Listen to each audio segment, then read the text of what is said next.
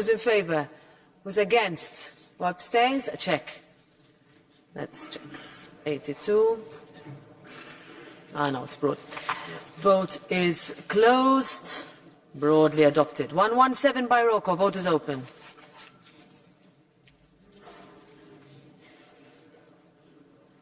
Vote is closed. And it is rejected. 42. Who's in favour? Who's against? Who abstains? Adopted. 118 by roll call. Vote is open. Vote is closed. Rejected. 43. Who's in favour? Who's against? Who abstains? Adopted. 122. Who's in favour? Who's against? Who abstains? Rejected. 54. Who's in favour? Who's against? Who abstains? Adopted. 119 by roll call. Vote is open. Vote is closed. Rejected. 111. Who's in favour? Who's against? Who abstains? Adopted. 123. Who's in favour? Who's against? Who abstains? Rejected. 120. Who's in favour? Who's against? Who abstains? Rejected. 121. Who's in favour? Who's against? Who abstains? Rejected. We vote on Commission proposal by roll call. Vote is open.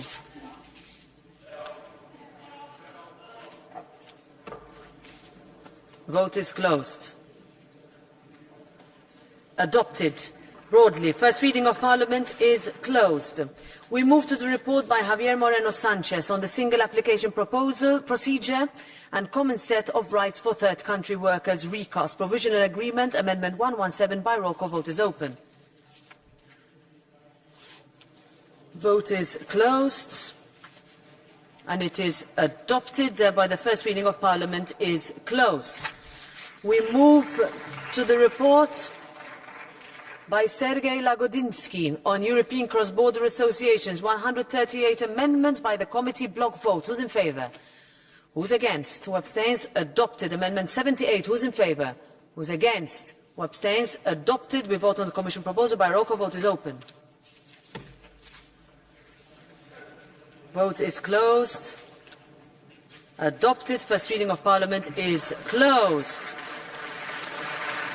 We move to the report by Jan-Christophe Etienne on reporting requirements in the fields of road transport and aviation regulation. Single vote by roll call. Vote is open. Vote is closed. Adopted. Almost unanimously, first reading of Parliament is closed. We move to the report by Jan-Christophe Etienne on reporting requirements in the fields of road transport and aviation decision. Single vote by roll call. Vote is open. Vote is closed.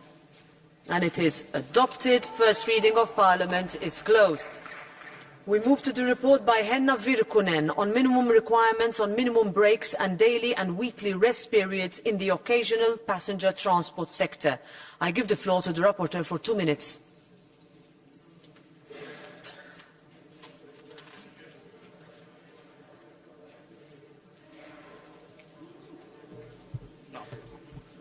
Thank you, Madam Chair. I want to thank all the rapporteurs, shadows and all the committees who has been working with this very important report.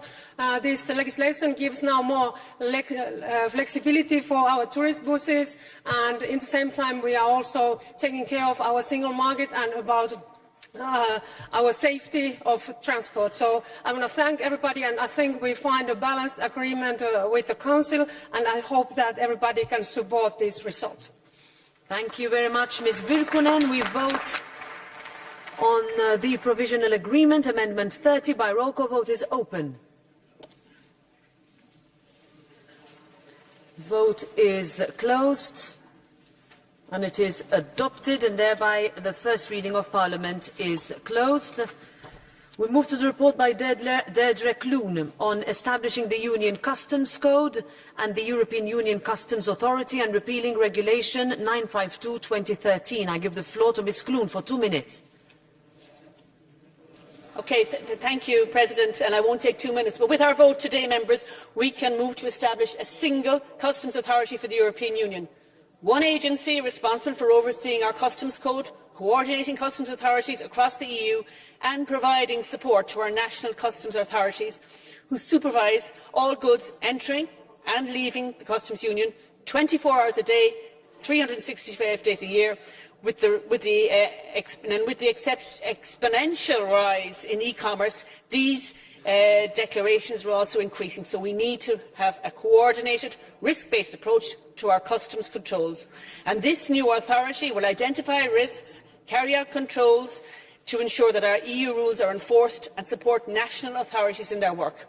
And the proposal will also establish an EU customs data hub, a centralised repository for union customs data, thus allowing business to implement their declarations once to a single window rather than multiple times to a different member states, and so make it easier and more efficient to trade in and out of our European Union.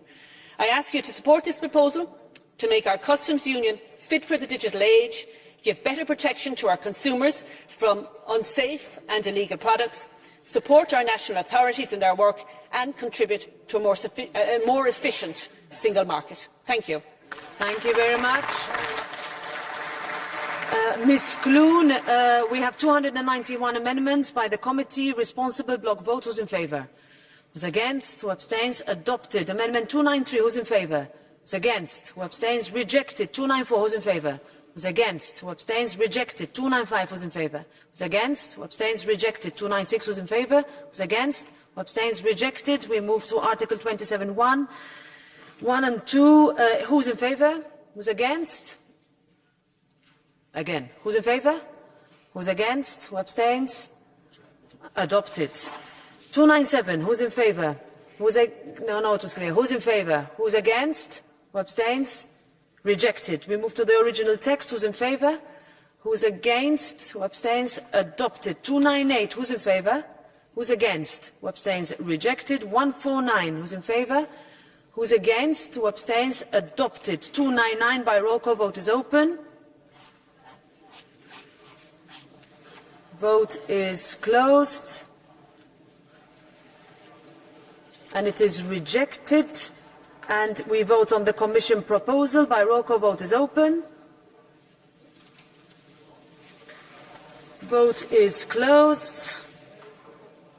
And adopted, thereby the first reading of Parliament is closed. This is the last vote, so reminder to stay in the chamber if you're participating in the next debate. Finally, the report by Johan van Overtveld on amending Regulation 223/2009 on European Statistics Provisional Agreement. Amendment 2 by roll call vote is open. Vote is closed. And it is adopted. First reading of Parliament is closed. Have a good afternoon.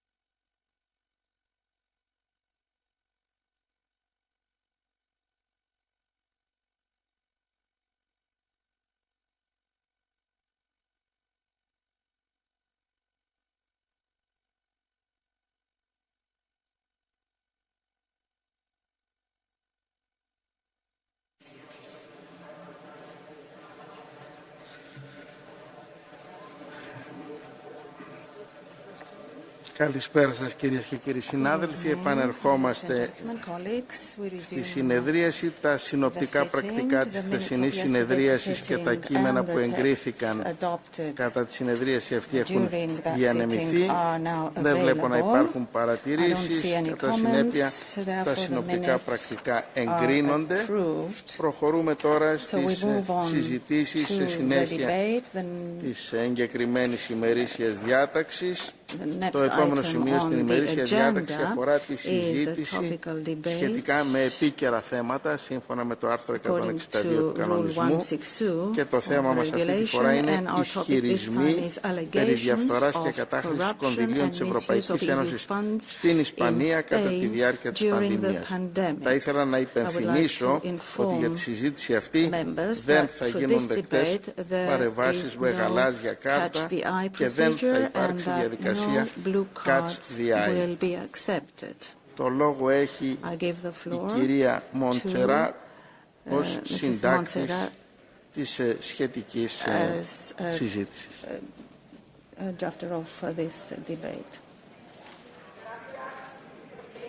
Comisario, en la política española suceden a diario cosas que en el resto de Europa serían absolutamente incomprensibles e inadmisibles. Pero lamentablemente en España la acumulación de escándalos socialistas se ha convertido en algo cotidiano.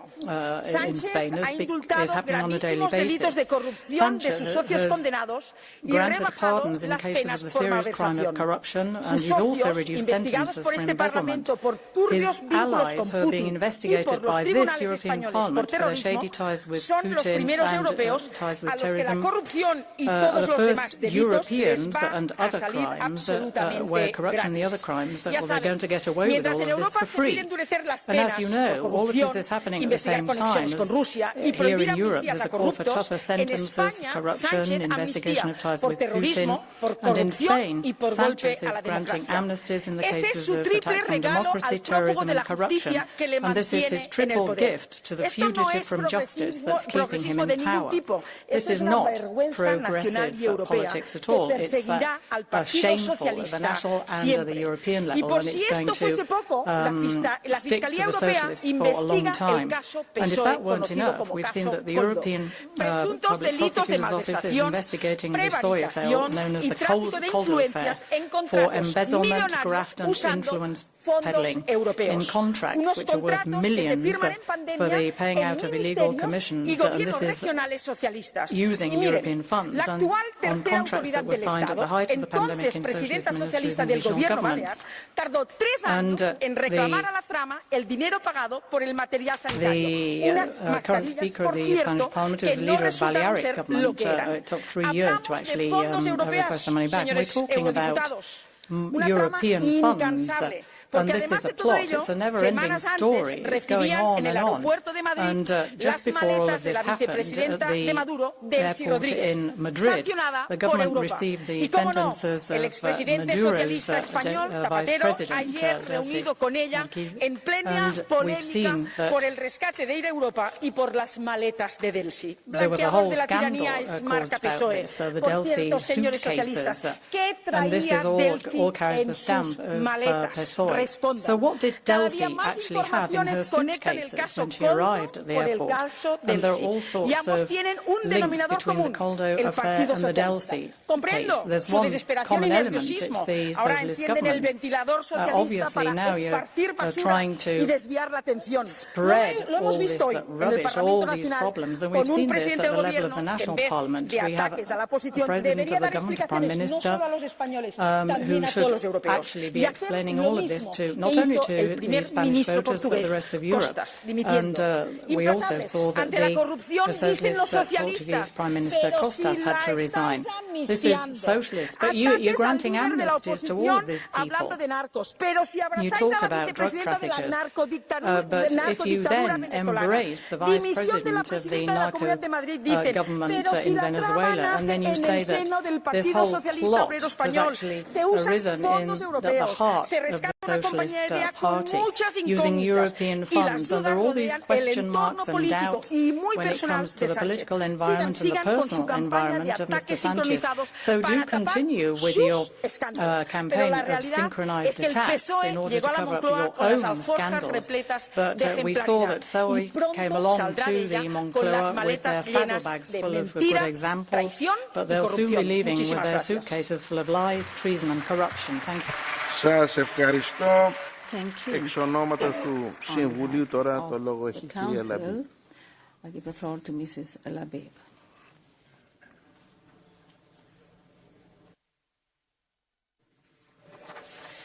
Monsieur le Président, honorables parlementaires, chers commissaires et membres de la Commission, tout d'abord, je remercie le Parlement de nous donner l'opportunité de ce débat et je voudrais rappeler d'ailleurs qu'au-delà du point débattu aujourd'hui, les institutions européennes et les États membres ont une responsabilité commune dans la défense des valeurs et principes fondamentaux érigés dans nos traités, notamment en ce qui concerne la protection de l'état de droit. Il est important de rappeler qu'il incombe dans ce type d'affaires aux autorités répressives de mener les enquêtes en vue d'établir si des infractions pénales ont été commises. Et je note à cet égard que le parquet européen a récemment lancé une enquête concernant des contrats en Espagne relatifs à la fourniture de masques. Le parquet européen est devenu un acteur central dans la protection des intérêts financiers de l'Union et dans ce cadre de la lutte contre la corruption. Sa composition va prochainement s'étendre, puisque la Pologne rejoint la coopération renforcée, ce qui ne peut évidemment que renforcer encore cet organe unique, il faut le rappeler, en son genre. Le parquet européen est un des éléments auxquels le Conseil attache une grande importance. C'est évidemment pas le seul instrument que l'Union européenne